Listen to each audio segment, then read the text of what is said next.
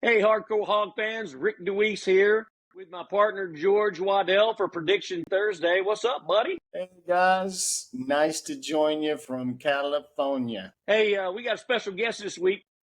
Whitman's with us. I mean, this guy's been picking games every week. I knew he'd make it to the show. Lang, welcome to the show. I have no idea how you've been picking games so good because I've been keeping up with you. I I'm reached sure the pinnacle. I reached the I, pinnacle. Whoa, I whoa, made whoa, the whoa. show. I'm sure Sean is going to look at this and Susky and the rest of them and go, man, I knew he'd be there too. You know, Neil's sitting on the sidelines too going, man, that was a good pick. But, hey, you got the job done. It was close, though. We had another one that was really close, but you made it in. Welcome to the show, man. Tell me a little bit about why you're so good at picking your scores. I think a lot of times people only look at the Arkansas side of things, and to get a full view of the game, you need to look at the other side of the. You got to look at this week. You got to look at the Auburn side too. Last week you had to look at the UAB side and what they had coming into the game, and I think that really helps. Well, you did a heck of a job, man. We're going to kick it off right away, Prediction Thursday. And as usual, my man George Waddell is going to give the first prediction, and we'll roll it around the clock from there. Yeah, so I really think that the experience of both these guys being on the same coaching staff last year and kind of knowing each other's playbook may work in our favor. So I'm going to go Arkansas on the road. The road teams won the last four. I want to say 37-19. What do you think, Rick? I mean, look, I'm liking that score. I mean, I always say it's funny every time we do these deals, we never share our score before we do this podcast. So it's going to get interesting. I can't wait to see what Lang says because I got my score is like two different scores. So I'm really going to cheat a little bit, listen to Lang, and then I'm going to pick my score. Lang, what do you got, buddy?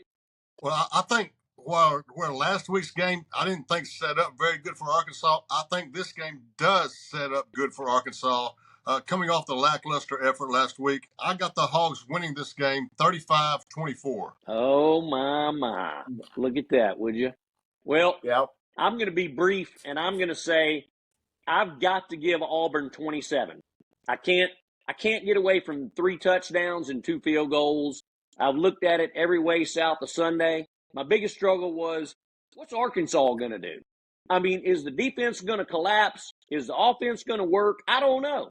So I started at 42, down 1 to 41. That's a couple of field goals and 4 or 5 touchdowns? That's my score. 41, 27, Hogs win. Let's go, baby. I like it. I like it a lot. Let me tell you, Rick, that score you can get to a lot of different ways, but to be in the fees, I would not put it past the Hawks because I just feel like that last week was kind of a blip, that it was an opportunity for coach to get their attention back, and I'm excited. I think some of the most memorable games on the road have been at Auburn. So I'm excited for this game. Well, let me tell you, I mean, there's a lot of, I don't know a better way to put it other than incestory between our two teams. But you've got, Petrino and their defensive coordinator played on the same team at A&M. You've got the old Malzahn connection from back in the day. Our defensive coordinator, Travis Williams, T-Will, played for Auburn as a linebacker from I don't remember the years, maybe 2000 to 05 or something. Then later in life became the linebackers coach and co-defensive coordinator in 2016. So there's a lot of connection to Auburn going on just within the coaching staff. Lang, what do you think? Yeah, no doubt that all that's true. I mean, Pittman has a decent history at Auburn. In the 2 games we played down there, we won one and the other loss. We did lose, but I mean, it was the Bo Nix game where, I mean, you can still debate that. I mean, that should have been a Hog win as well. So Pittman's 1-1 down there, and that's probably one of his best, games or venues where he's at least split down there. Yeah, No so doubt. I want to go back for a minute and talk about the UAB game real quick if we can. We did come out flat. Lang, I think you mentioned that earlier. It wasn't. It was not our. It was not set up for us. It was a lackluster game at best. But some of the things that concerned me. I mean, Taylon Green coming out, 0 for 7 right away. I think in the first quarter. It reminded me of the first quarter of UAPB. His passing was not accurate, and then all of a sudden he started hooking up. If I'm looking at my notes right, I think he was 0 for 11, 0 for 7 by the 11-minute mark in the second quarter. I mean, that was terrible passing. I was at the game. There were some passes that I didn't even know who he was throwing it to. So that's a big deal. And then my second take, and we can get in deeper, is that our defensive line got blown out right off the bat by UAB. They blew us back 5 yards every play, scored on us right away. Later in the game, went for it on fourth down on their own 25, went for it again at our 25. I mean, these guys were basically taunting us, and we couldn't respond. So I was a little disappointed by that. Well, yeah. I mean, like I said, there was times where yes, all of that is true. I mean, there was spotty passing from Green. Obviously, I mean, missed at least 2 wide open touchdowns he should have hit. There was wide receiver drops. You can't have that. The defensive line has not got much push on the quarterback at all. The last 2 games. They have been pretty good against the run, especially against Oklahoma State. And I think that same game plan will really fit this week. And then tackling on the defense. I mean, why did we start tackling helmets? I mean, Yeah. there's 2 or 3 times where we got face mask or personal fouls where we're grabbing the helmets and stuff. I mean, all that's got to get cleaned up. But that's stuff that can get cleaned up. And I think that's just a lack of focus all around coming into the game. Where I see as a positive from the game was, yes, we were down 17-3 fairly quickly, but then we did recover and outscore them 34-10 the rest of the way. That's something that might not have happened last year. Kind of like the Oklahoma State game where we had the lead.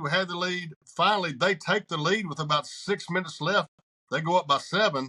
And we quickly answered that score. Then they kick a field goal with a minute or so left. We answered that field goal.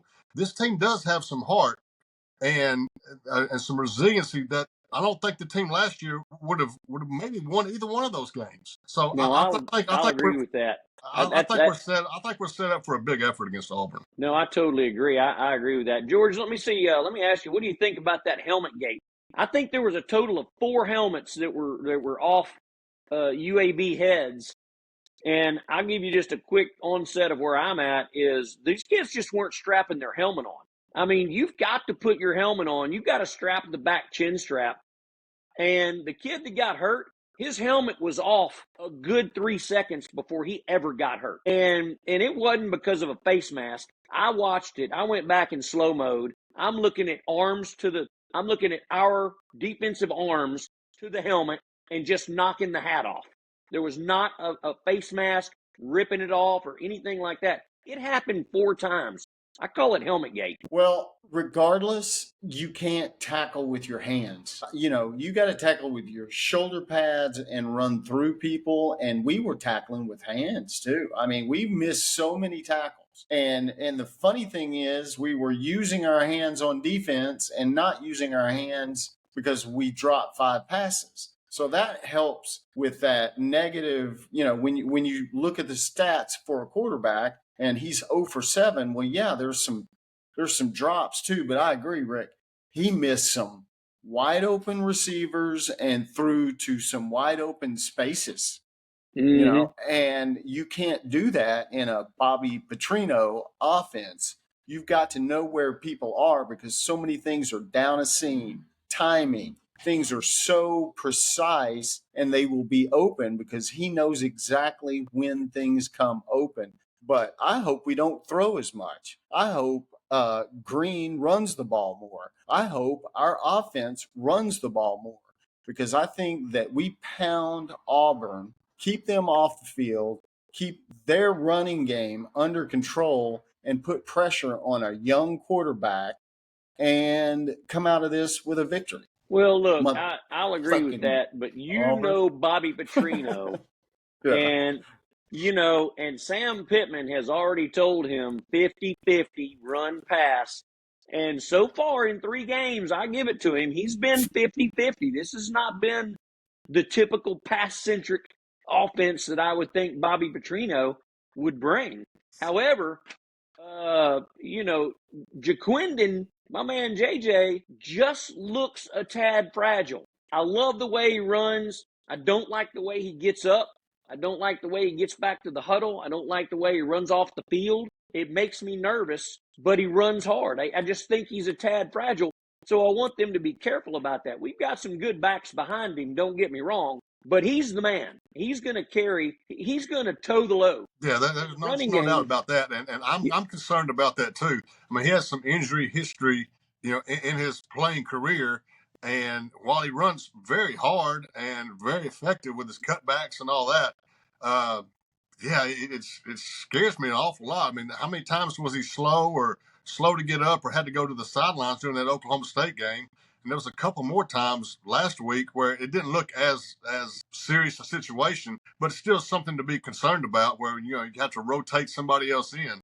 Also on the green stuff with the passing. Also, we really do got to remember he's played 2.5 games in the Petrino system, so hopefully his reads will get more crisp. He'll know what more to look for. But yeah, what it was concerning about just the accuracy on a couple of those balls that should have been touchdowns last week. Well, we've got SEC play starting right now, so Green better get his act together and show up and play. I will say where he's got the bonus almost reminds me of a young Randall Cunningham. And I hate to go that far with it, but he does have that innate ability to decide when to run. And when he does, he gets out there and he makes it happen. I love it. And I do think, get into this a little bit later, or we can talk about it now. I do think Petrino's been hiding a little bit of the playbook. And I do believe there's a lot more run plays for Taylon Green that we don't know about right now. I think he's kind of baited. I think Petrino knows how to bait you on video for the first 3 games, let's say. And so these guys are going to be watching video thinking they got the hogs figured out. And then you come to find out you fell right into the Petrino trap. He baited you into the film. And so you studied all the film, and the next thing you know, he's doing the opposite. So I think there's a lot of packages for Taylon. I think there's a lot more pass-centric plays we don't know about, but it's going to be interesting. I can tell you that because, by God, we're starting SEC play this week. Well, Petrino's offense is much better when they are positive on first down. I don't care if it's 2 yards. I've seen us gain 2 yards in the past on first down, and it's like, oh my gosh, just anything positive for Petrino on first down. And I think that is what triggers his offense. He kind of gets on a roll. If he knows he's got two downs to work with, he is the master of carving up a defense. And so I think that we come out, score. Hopefully we get the ball, to them so we can get the ball in the second half. Always like that. But, I think we score our first series of downs and we're on our way. Yeah, I agree with you. Well, here's the wrap-up of the game. I mean, we had 75,000 fans in attendance, 3.5 hours of mediocrity football. Total yards, interestingly enough, 354 to 427, favoring the Hogs. Passing, 235 to 161, favoring UAB, obviously. Rushing, 119 to 266, Hogs. That's an easy one to guess. Here's a weird one that I didn't think about. Time of possession. The Hogs had the football 27 and 21 minutes, or 27 minutes and 21 seconds. UAB had it 33-39. I mean, to me, and that's why I called it a game of mediocrity. They dominated the football. I mean, we beat them and knew we were going to beat them. But I think it's because Petrino was hiding the playbook. It looked like a general high school scheme. We didn't run anything fancy. We ran the ball up the middle. We had some sweeps. We had outs, flags, posts. No, nothing, any big deal. So I think that's why it was a mediocre football game. And I don't think we thought they would control the ball as long as they did. Lang, what do you think about that? Well, I think, one thing that everybody has kind of overlooking the last two games even is we're playing veteran quarterbacks. The seventh year guy for Oklahoma State, Zeno for UAB is a fifth year guy. Those guys have played a lot of football. They've seen a lot of stuff across the line. Defenses have shown them through their whole career. So we weren't really going to fool those guys with anything. And as we look forward into this game this week, we got a guy making his second career start, and he's a redshirt freshman. First start ever going to be in the SEC. I think that's going to be maybe a bridge too far for the young fella. No, I like that you segued into that because I'm moving right along to Auburn right now. I mean, they started with Peyton Thorne. He sucked. Now they're getting into Hank Brown. He sucks. They're probably going to settle on Hank Brown. And it doesn't really matter. They're a run-centric team anyway. So I don't know what their passing game is going to look like. You're right. He's a freshman. Doesn't have a lot of experience. But if it was me, listen, they've got a freshman sitting in there, Walker White from Little Rock, Arkansas, state champion at Little Rock Christian Academy, that's a stud. I mean, the kid's 6'3", 220, throws a bullet. I don't know why, with the quarterback problem on these two quarterbacks, why they wouldn't give him a shot. He's a really good kid, and he's a good freshman. So we're going to have to watch for him in the future anyway. I think one thing is I'd heard that Coach Freeze has been recruiting Hank Brown since he was in 10th grade, even when he was at Liberty. So he's had a long, at least a 5-year relationship with him coming, and then he transferred to Auburn or maybe he just signed with Auburn when Coach Freeze came. But there's a long history there between Brown and Freeze, and being the 1 year older than Walker White, maybe that got him the nod earlier. Hey, let me remind you of one thing, though. We always know what happens to head coaches when they get too passionate and personal about their quarterbacks. And, I mean, Hugh Freeze is guilty from a former job anyway on that same pace. But look at Deion Sanders with his own son. I mean, you can get too passionate, and the next thing you know, you don't have a coaching job anymore. So you better figure out where the talent is rather than where your passion is. And to Brown's credit last week, he wasn't poor. I mean, he threw for 230, I think, 4 touchdowns. But that was against a New Mexico defense that's one of the 2 or 3 worst in the country. And the step up in class is massive. I mean, Auburn gained 501 yards in that game last week. And you say, wow, that's a great offensive performance. But if you look at the numbers going into the game, New Mexico was giving up 600 yards a game. Yeah. So, I mean, I know it's tough to get 600 yards in a game, and 500 yards and 45 points is nothing to sneeze at. But it's a step up in class for Auburn. I mean, coming off a California loss where they only gained 280 yards the week before. Exactly. They lost that game 21-14. I watched the whole thing. I didn't see anything impressive out of Auburn.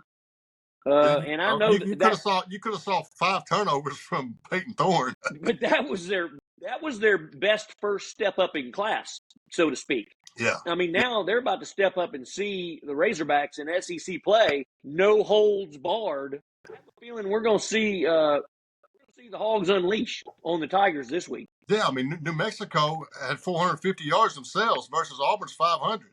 I mean, that game was not really indicative of the 45-19 final score. I mean, that game was 17-13 at halftime. New Mexico moving the ball up and down the field. But what hurt New Mexico in that game was 16 penalties for 112 yards. I mean, they had at least 4 plays because I was flipping back. I had a bet on this game, so I had New Mexico. I had New Mexico plus 30. So I sneaked that in, but at halftime I was feeling great, and then I had to sweat it out a little. That's funny. Well, they got a couple of good. They do have a couple of good freshman wide receivers. I'm sorry, I George. lost Lang's audio. I'm not hearing. I'm back. Okay, Yeah. good. There he is. There he is. All right, good. Hey, well, they've Money got on a the couple game. of good freshman wide receivers. I mean, They've got Cam Coleman and Malcolm Simmons.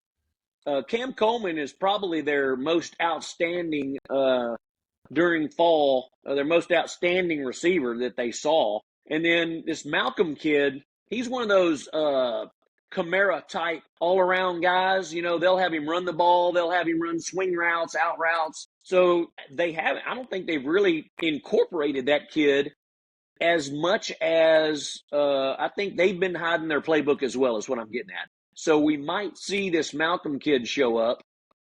Cam, for sure, you know they're going to throw him the football when they do throw it. But I think part of that run-first attitude is going to be some swing passes out in the flats. And I think I would call that part of their run game, if you know what I mean. You know what concerns me about going into Auburn against a redshirt freshman quarterback? The fact that we're Arkansas, and I feel like I've seen this episode before where we make a freaking redshirt freshman quarterback look like he's going to win the Heisman. And I don't care if it's, for which team it is, especially Auburn, where we know that just going to Auburn is 17 points that you have to make up there, in some way. Auburn is going to take 17 points away from you. They're going to either call back one or two of your touchdowns or get one or two because, they didn't get a holding call or something.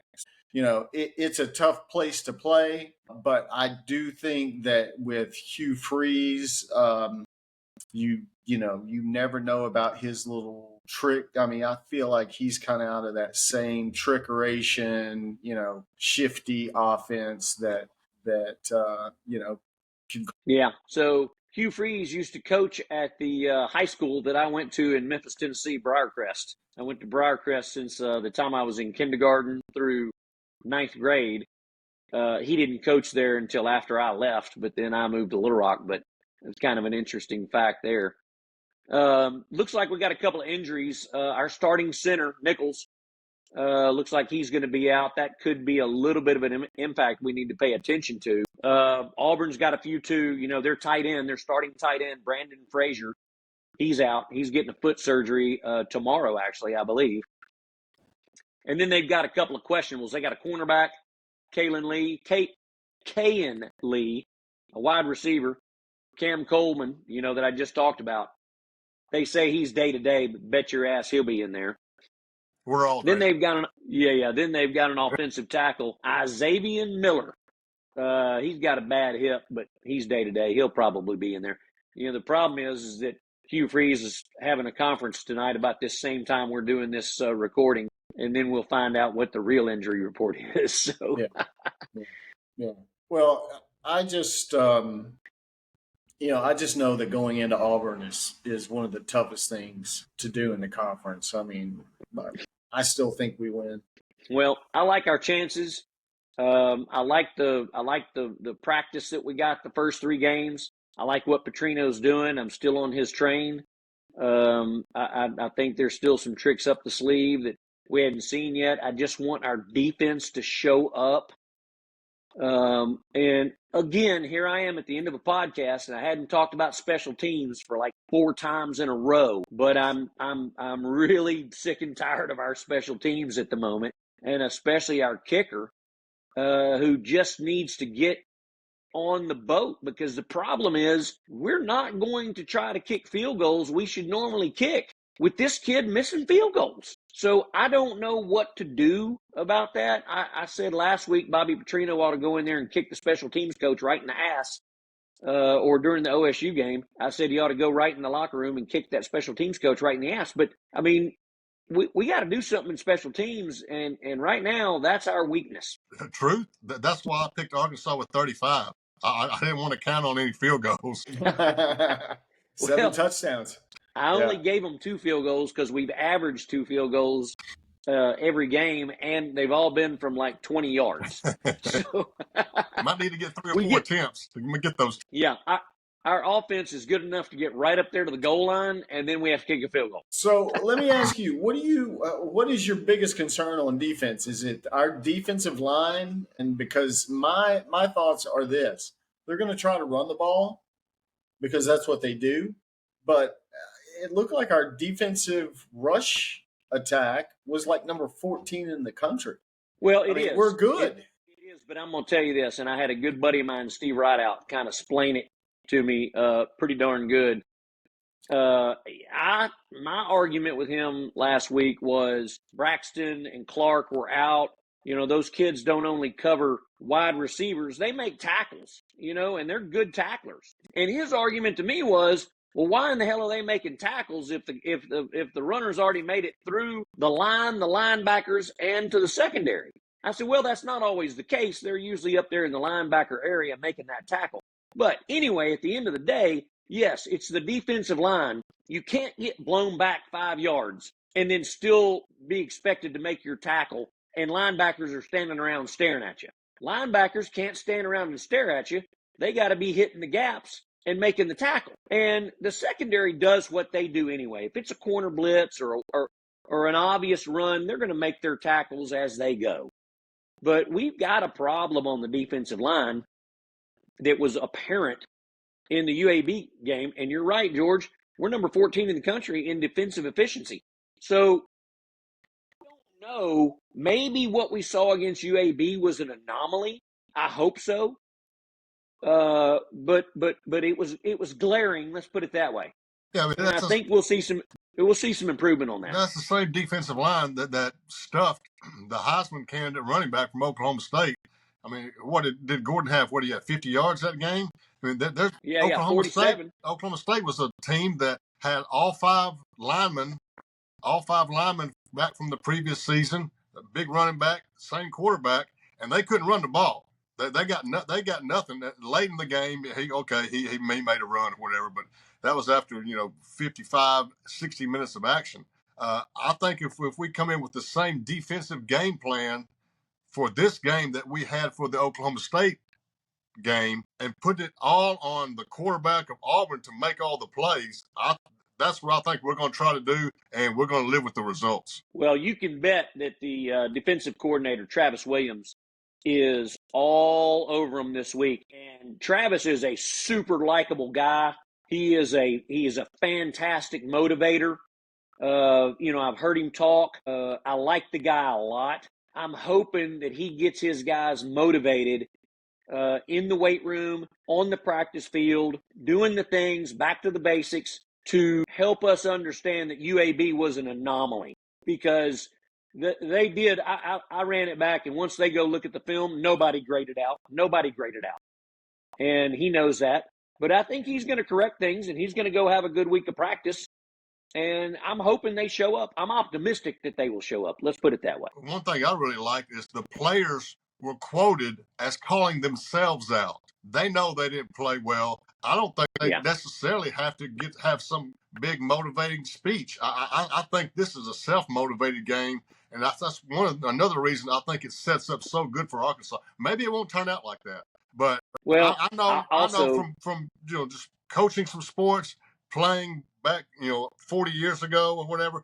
Whenever you don't play well, if you're any kind of competitor, you're self-motivated for that next game, whether it's baseball, basketball, football, whatever. Yeah, I totally agree. I'll mention another thing too. I don't think Landon Jackson was 100%, to be honest with you, because usually I see Landon Jackson as an animal out there at the linebacker spot, and I witnessed it firsthand at the game. He just might have been, maybe he was a bit gimpy for this game. I'm not sure. But there was lots of tackles going on where I saw him at the play, but not in the play, if you know what I mean. When you see guys stand around just to make sure the guy's going down, but he wasn't actively getting in the play. So I think there might have been something there. Maybe he was spending this week getting a little better, a little more healed up. But I didn't see anything spectacular out of him. So hopefully we're going to be downhill all game long against Auburn. Yeah, this is really one of those games where it's hurry up, no huddle, right? I mean, that's Hugh Freeze football. So, depth at the defensive line may be critical, but the good thing about playing one of those hurry up no huddles is if you get them off the field, then you just grind the clock with the run game, and then make short fields, run the ball, and 3-and-outs. I think that's the strategy against a Hugh Freeze team. Yeah, that's what I was going to say. That 3-and-out can always. You can't hurry up if you're not getting the first down. That's true. That's true. Well, like we mentioned earlier, the away team has won this game. What is it? 4 times in a row. Yep. So we're hoping to continue the streak. I think we've had a good talk here, folks. I think it's time to wrap it up. But Lang, I certainly do appreciate you coming on. It's been fun to talk to you. Thank you for having me. I knew you would be a great guest just because the way you pick, and keep on picking them like that. We'll have you on again. How about that? Lane belongs on the radio. Somebody needs to put him on like 1037 The Buzz. Give him his own show. He's got the radio. I did have my first spot on there about a month ago with Wes Moore talking about a big horse race that was coming up. So yeah, that was cool. Yeah. I might need your help with some. I might need your help with some Oaklawn this year. Then I'm the guy. Yeah, I'm the guy. And I love it.